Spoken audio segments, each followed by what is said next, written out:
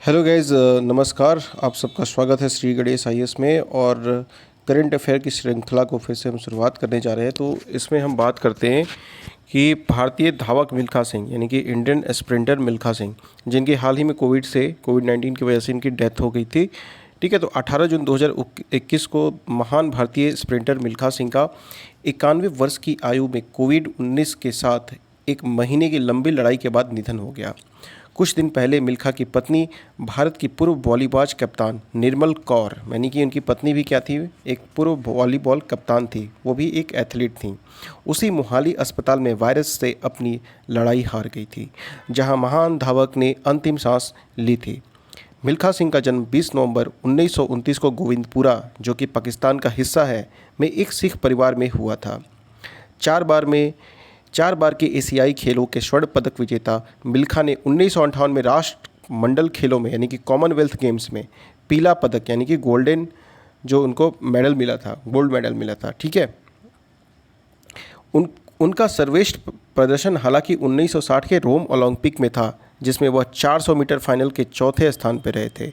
भारतीय खेल अधिकरण यानी कि SAI ने ट्वीट किया कि राष्ट्रमंडल खेल और एशियाई खेलों के स्वर्ण पदक विजेता मिल्खा सिंह के नाम 400 मीटर का राष्ट्रीय रिकॉर्ड 38 साल तक रहा। उन्होंने 1956 और 1964 में ओलंपिक की भी भारत की प्रतिनिधित्व किया। 1959 में उन्हें पद्मश्री से नवाजा गया। 1958 के एशियाई खेलों में मिली सफलता के बाद मिल्खा सिंह को आर्मी में जूनियर कमीशन जो है, उनको जूनियर कमीशन पद भी दिया गया। ठीक है, देश के पहले महान प्रधानमंत्री जवाहरलाल नेहरू से लेकर पाकिस्तान के तत्कालीन राष्ट्रपति फील्ड मार्शल अयूब खान तक सब ने मिल्खा के हुनर के मुरीद थे। ठीक है, अब तो ये 18 जून 2021 को लेजेंडरी इंडियन जो स्प्रिंटर मिल्खा थे was passed away at the age of 91 after a month long battle with कोविड-19। निर्मल कौर इनकी पत्नी थी, वो भी वॉलीबॉल की एक कैप्टन थी, उनका भी उस वजह से उनका देहांत हो गया था। ठीक है, कोविड की वजह से ही। और मिल्खा सिंह का जन्म पाकिस्तान में हुआ था, गोविंदपुरा में। ठीक है, इनके बारे में ये रहती है कि 4 टाइम एशियन के गोल्ड मेडलिस्ट थे, 4 बार इनको गोल्ड मेडल मिला गया था। और also one the medal, yellow medal at the 1958 में कॉमनवेल्थ गेम्स में इनको मिला था। बेस्ट परफॉर्मेंस इनका रहा था 1960 के रोम ओलंपिक्स में, जहाँ पे ये 4th पोजीशन आए थे 400 मीटर के फाइनल रेस में। याद रखिएगा, 4th position. He finished 4th in the 400 metre final. ठीक है, तो विच ही फिनिश्ड 4th इन, तो ये याद रखने का है। ठीक है, तो इसके बाद से जो अपना जो नेक्स्ट आता है वो ये और आता है कि 1958 में एशियन गेम से इनको जूनियर कमीशन आर्मी में दी गई। ये हो गया, इतना हमें काफ़ी है। अब एक बात करते हैं फारूक सियार का, जो ये आपका स्वर्णिम यानी कि फारूक सियार का जो गोल्डन डिग्री था, ये हिस्ट्री के लिए हिसाब से एक बहुत ही इंपॉर्टेंट टॉपिक है। तो 3 orders were issued in the series, और इसको Magna Carta of the company भी कहते हैं। तो ये फारूक सियार का जो डिक्री था यानी कि फरमान था, फारूक सियार का जो फरमान था, इसको Magna Carta of the company कहते हैं। मुग़ल एम्पायर फारूक सियार ने उसने बहुत सारे प्रिविलेजेस दिए। ठीक है, और जो जॉन सरमन जो थे उनकी अगुवाई में, है ना, उनके नेतृत्व में, तो ये मुग़ल एम्पायर फारूक सियार जो था gave many valuable privileges to the English mission led by John Surman in Bengal, Gujarat and Hyderabad. The coins minted in Bengal gained the legitimacy throughout the Mughal empire. अब ये इनके जो भी बॉम्बे में इन लोगों ने जो सिक्का जो वहाँ पे इशू करा था, उसको कहा कि उसकी लेजिटिमेसी पूरे मुगल एम्पायर में रहेगी। The entire business of the company was made free from import export at Surat and annual payable of 10,000 रुपये पे। 10,000 के एनुअल पेमेंट पे उनको कहा कि सूरत से तुम इंपोर्ट करो, एक्सपोर्ट करो, सब फ्री तुम्हारा। ठीक है, तो याद रखना फारूक सियार का ये था। ठीक है, और ये जॉन सरमन थे, इन्होंने इन्हीं को उनके नेतृत्व में यानी कि उनके अगुवाई में ये वैल्यूएबल प्रिविलेजेस मिला था। अब ये गोल्डन फरमान यानी कि गोल्डन फरमान इसको क्यों कहते हैं, एक नेक्स्ट आता है गोल्डन फरमान। ये जो इशूड किया था सुल्तान ऑफ गोलकोंडा ने 1632 में। On payment of 500 pagodas per annum the ports of Golconda were given to the privilege for the free trade. तो गोलकोंडा के पोर्ट को इसको फ्री ट्रेड के लिए दे दिया गया। तो किसने किया था ये, तो गोलकोंडा के सुल्तान ने, सुल्तान ऑफ गोलकोंडा।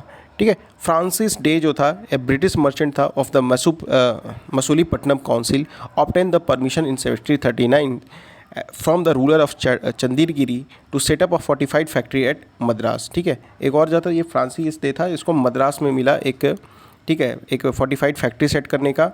ठीक है, और ये किसने लिया था? तो चंद्रगिरी के सुल्तान से लिया था या रूलर से लिया था, ठीक है, शासक से लिया था। लेटर दिस बिकेम फोर्ट, ये आपका सेंट जॉर्ज बन गया। ठीक है, and Masulipatnam the colonial headquarters in south India. Masulipatnam कहाँ है, अगर कोई बता सकता है तो बता दीजिए। ठीक है, तो ये हो गया आपका। उसके बाद आपका आता है कुछ चर्चित जल मंडल रूप मध्य, यानी कि सम फेमस स्टेट्स। जो वो स्टेट्स होते हैं, स्टेट्स क्या करता है, दो वाटर बॉडीज़ को, नैरो वाटर बॉडीज़ को कनेक्ट करता है, इसलिए उसको स्टेट्स कहते हैं। कुछ फेमस स्टेट्स हैं like Bosporus states, Malacca state. ठीक है, तो कुछ और ये सब काफ़ी और बहुत ही ज़्यादा ये फेमस है। ठीक है, तो स्टेट ऑफ जिब्राल्टर ये भी एक काफ़ी फेमस है आपका। तो उसी में से हम बात करते हैं। आपका जो स्टेट ऑफ जिब्राल्टर है आपका, ये मेडिटेरेनियन सी और अटलांटिक सी को कनेक्ट करता है। तो जिब्राल्टर सी मेडिटेरेनियन सी और अटलांटिक सी को कनेक्ट करता है। इसके बाद आता है कि ड्रैंडलिस स्टेट, तो ये एजियन सी और मरमरा सी को कनेक्ट करता है। कौन सा? एजियन सी। तो ये याद रखना, ड्रैंडलिस स्टेट किसको कनेक्ट करता है? तो it connects the Aegean Sea to the Marmara सी।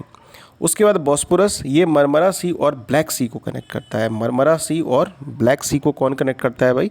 तो ये है आपका बोस्पोरस स्ट्रेट। तो Bosporus Strait connects Marmara Sea with the Black Sea. ये न्यूज़ में रहा था क्योंकि यहाँ पे सी नॉट एक करके हुआ था, मतलब कि बहुत सारा एलिगाई ब्लैक सी में आ गया था। थोड़ा ये दोनों इंपॉर्टेंट है, एक तो एजियन सी वाला जो कि आपका ड्रैंडेलिस स्टेट है, और एक बॉस्पोरस स्टेट जो कि मरमरा सी को ब्लैक सी से जोड़ता है। ठीक है, उसके बाद आता है स्वेज कैनाल। तो स्वेज कैनाल किसको कनेक्ट करता है? तो it connects the Mediterranean Sea to the Red Sea throughout the, ठीक है, इस्थमस के करता है। ये क्या था कि स्वेज कैनाल आपने पता होगा, ये पहले इसको कंस्ट्रक्ट करके इसको कैनाल बनाया गया। ठीक है, अभी वहाँ पे एक एवरग्रीन नाम की एक शिप भी फंस गई थी जिससे स्वेज कैनाल में हैवी ट्रैफिक लग गया था। तो आप ये भी याद रखिएगा। उसके बाद आता है कुछ राफेल फाइटर जेट के बारे में। तो राफेल फाइटर जेट के बारे में बताया तो मल्टी रोल ये है आपका, इसमें डुअल इंजन है, ट्वाइन इंजन है। ठीक है, कैनाड डेल्टा विंग है, और इसको डेवलप किसने किया है? तो ये फ्रेंच की डेसल्ट एविएशन कंपनी ने इसको डेवलप किया है, और ये मोस्ट एडवांस मेट्योर मिसाइल इसमें यूज़ करते हैं। ठीक है, उसके बाद से it is fitted with the lethal air to surface cruise missile SCALP. ठीक है, एस्कैल्प भी इसमें फिट कर देंगे। ठीक है, इतना डिटेल में नहीं जाएंगे कि मेट्योर मिसाइल और ये एस्कैल्प क्या होता है। ठीक है, इतना जानने की ज़रूरी नहीं है। ठीक है, क्योंकि इतना काफ़ी है, बस मेट्योर मिसाइल वगैरह ये उसमें यूज़ हो जाता है। ठीक है, तो वो गाइडेड मिसाइल होता है वो। ठीक है, बहुत तेज़ी से वो करता है, वो लिथल होता है काफ़ी ज़्यादा। तो the aircraft is fitted with on the board oxygen generation system, और इसमें आप लंबी फ्लाइट ले सकते हैं। तो इसमें इसके बोर्ड में ही, मतलब उसके एयरक्राफ्ट में ही फंक्शन है कि ऑक्सीजन जनरेट कर सकता है। ठीक है, उसके बाद नेक्स्ट आप आता है कि ग्लोबल जियो पार्क। तो ये global geo park was also in the news. तो UNESCO parks are single integrated geographic with the concept of protection, education and sustainable development to manage places and landscapes of international geological importance. तो UNESCO ये क्या करता है, global geo park का एक tag देता है, और इससे होता क्या है, ये आपका ये पार्क एक जो भी वहाँ का इंटीग्रेटेड जियोग्राफी हो, ठीक है, ताकि वहाँ प्रोटेक्शन कर सको, वहाँ को एजुकेशन दे सको, सस्टेनेबल डेवलपमेंट की प्रैक्टिसेस को आप कर सको, और लैंडस्केप मैनेजमेंट, मतलब जो भी लैंड है उसको पूरा मैनेजमेंट करने का, है ना, उसके जियोलॉजिकल इंपॉर्टेंस के बारे में बात करता है। तो it will empower the local communities and encourage them to partner with the promotion of regional geological process. तो लोकल कम्युनिटीज़ है, ये इनकरेज करेगा, पार्टनर करेगा प्रमोशन का रीजनल जियोलॉजिकल प्रोसेसेस में।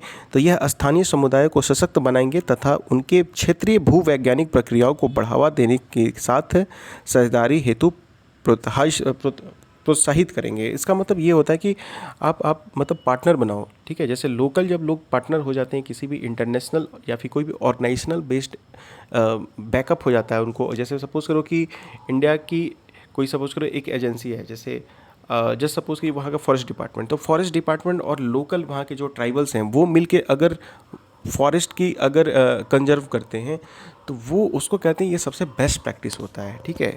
एक तो उनको आप इंसेंटिवाइज भी कर रहे हो और प्रोटेक्शन में इंसेंटिवाइज कर रहे हो कि तुम यार पेड़ लगाओ, पानी तो हम लोग तुमको पैसे देंगे, है ना। तो ये एक काफ़ी मतलब कि ग्राउंड पे जो वर्क होता है ना, इसका बहुत हाई इम्पैक्ट पड़ता है, ठीक है। तो इसकी चीज़ें हो गई। नेक्स्ट आता है Kaziranga National park. Kaziranga National park कहाँ है भाई? तो असम में है, ठीक है। असम में अब 7 नेशनल पार्क हो गए हैं, तो ये भी एक याद रखने वाली बात है। तो काजीरंगा की अगर बात करते हैं तो ये असम में है और ये आपका गोलाघाट डिस्ट्रिक्ट में है और ये स्प्रेड है गोलाघाट डिस्ट्रिक्ट में और उसके बाद कार्बो एंगलोंग और नगांव में, 3 डिस्ट्रिक्ट में ये स्प्रेड है। ये यहाँ पे 2/3 ऑफ द वर्ल्ड के जो 1 हॉर्न राइनो यानी कि एक सींग वाले राइनो यूनिकॉर्न,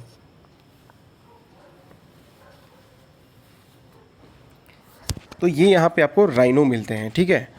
उसके बाद से it is home to the it became the UNESCO world heritage site, इसको 1985 में दर्जा दिया गया। तो ये एक इम्पॉर्टेंट है कि 1985 में यूनेस्को का world heritage site Kaziranga National Park को दिया गया था। 1985 Kaziranga National Park designated as a UNESCO world heritage site, ठीक है। उसके बाद से बर्ड लाइफ इंटरनेशनल एरिया भी इसको डिक्लेयर कर दिया गया एज ए इम्पॉर्टेंट। जो बर्ड लाइफ इंटरनेशनल एक नॉन गवर्नमेंटल ऑर्गेनाइजेशन है, उसने इसको इम्पॉर्टेंट बर्ड एरिया भी डेजिग्नेट कर दिया था, ठीक है। टाइगर रिजर्व भी इसको डिक्लेयर कर दिया गया 2006 में। तो ये जानने वाला बात है। काजीरंगा नेशनल पार्क 1985 में यूनेस्को वर्ल्ड हेरिटेज साइट, 2006 में इसको टाइगर रिजर्व भी डिक्लेयर कर दिया गया था। नेक्स्ट आता है अपना topic Dihang Patkai wild life sanctuary. Dihang Patkai wild life sanctuary को अब नेशनल पार्क का भी एक दर्जा दे दिया गया है, ठीक है। तो ये जो है आपका जून मंथ में इसको दिया गया था, 5 जून को, इन्वायरमेंट डे पे। शायद इसमें मेंशन है कि नहीं है, शायद आई थिंक नहीं है इसमें, ठीक है। तो ये इसको जयपुर रेन फॉरेस्ट भी कहते हैं, ठीक है। तो ये रेन फॉरेस्ट एकमात्र बचा हुआ एरिया है जो रेन फॉरेस्ट है, उसका असम का छोटा सा बचा हुआ पार्ट है ये, और ये तिनसुकिया डिस्ट्रिक्ट में है, ठीक है। और ये असम में है आपका, और इसको 13 जून 2000 को सेंचुरी डिक्लेयर किया गया था। याद रखना जून 2021 में इसको वर्ल्ड इन्वायरमेंट डे के दिन इसको नेशनल पार्क अब घोषित कर दिया गया है, ठीक है। और देहांग और पटकाई क्या है? तो देहांग जो है आपका एक देहांग रिवर है और पटकाई हिल्स है, ठीक है। तो ऐसी है, ठीक है। और तो ये आपका हो गया, ठीक है गाइज। नेक्स्ट वीडियो आपका ये भी कर ही देते हैं इस टॉपिक को भी। ओके, तो नेक्स्ट है आपका कि कुछ प्लेन और रीजन है किस कंट्री में है, यानी कि क्षेत्र, मैदान और क्षेत्र। तो एक होता है क्वांटो प्लेन। तो क्वांटो प्लेन ये आपका होशु जापान में है ये, ठीक है। उसके बाद आता है मंचूरियन। तो मंचूरियन, ये मंचूरियन खाते हैं तो चाइनीज़ फूड है, तो इससे ध्यान रखना है। क्वांतो याद रखना, क्वांतो ये थोड़ा सा ये जो है ना ये मिसिंग, ये इंपॉर्टेंट है क्योंकि हम भूल जाते हैं, ये हमें नहीं याद होता है। तो क्वांटो प्लेन इज़ ये आपका होशु जापान में है। उसके बाद से प्लेन ऑफ हुआंगे। तो प्लेन ऑफ हुआंगे कहाँ है? ये तो लोकेटेड इन चाइना है और ये फेमस फॉर राइस प्रोडक्शन है। राइस के प्रोडक्शन के लिए बहुत ज़्यादा फेमस है, इसका नाम है प्लेन ऑफ हुआंगे, ठीक है। उसके बाद आता है प्लेन ऑफ यांग। ये आपका यांगती सिक्यांग है। तो यांगती सिक्यांग ये भी आपका चाइना में है, ये भी राइस के लिए जाना जाता है। उसके बाद मेकोंग वैली का आपने तो नाम सुने होंगे। तो मियांग और मेकोंग वैली ये आपका है, ये जो मेकोंग वैली का जो वैली है ये आपके कंबोडिया में है और ये फेमस फॉर है द राइस प्रोडक्शन। तो ये भी बहुत इंपॉर्टेंट है कि Mekong valley Cambodia famous for the rice production, ठीक है। उसके बाद नेक्स्ट जो आता है आपका वो आता है इरावडी प्लेन। तो इरावडी प्लेन कहाँ है भाई? तो म्यांमार में है और ये भी फेमस है फॉर द राइस के कल्टीवेशन। अब देखो भाई, जो भी प्लेन एरिया है वहाँ पे ज़्यादातर क्या लगाते हैं? अगर राइस लगाते हैं, बिकॉज वो रिवर का फ्लडेड एरिया होता है। अब उसके बाद आता है ये गंगा ब्रह्मपुत्रा प्लेन। तो ये इंडिया बांग्लादेश राइस प्रोडक्शन वाला एरिया है। उसके बाद आता है कि इंडस सतलज प्लेन। तो ये कहाँ है भाई? तो इंडिया पाकिस्तान, और ये वीट के लिए है, ठीक है। ये याद रखिए, वीट के लिए है आपका, ठीक जी। उसके बाद आता है मुरे डार्लिंग प्लेन। तो मुरे डार्लिंग प्लेन ये भी वीट के लिए है ना। तो जहाँ भी टेम्परेट टाइप का क्लाइमेट होगा थोड़ा सा भी कंसिडरेबली, तो वो वहाँ पे वो ज़्यादातर क्या हो जाता है आपका वीट की कल्टीवेशन के लिए वो फेवरेबल हो जाता है। उसके बाद से आता है डाउन्स। तो डाउन्स तो पता है, तो ऑस्ट्रेलिया में डाउन से ऑस्ट्रेलिया याद रखना। ऑस्ट्रेलिया कहाँ है? वर्ल्ड के मैप में देखो तो सबसे डाउन टर्म्स है। तो ऑस्ट्रेलिया का ये टेम्परेट ग्रासलैंड है और यहाँ पे सीप फार्मिंग की जाती है, ठीक है। भेड़ का पालन किया जाता है, ठीक है।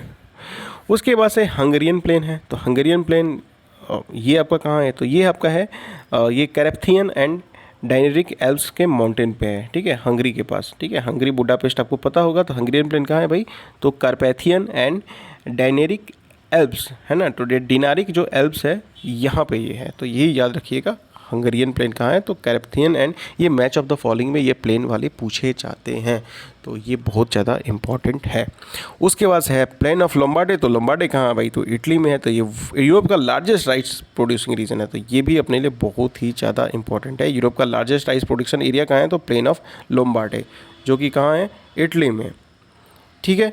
तो गाइस वीडियो कैसा लगा, please like and subscribe channel को जरूर करिए, ज़्यादा से ज़्यादा शेयर करिए, और घंटी का बटन का उसको क्या कहते हैं, घंटी के बटन को दबाना मत भूलिएगा, ठीक है। ठीक है गाइस, ओके, थैंक यू।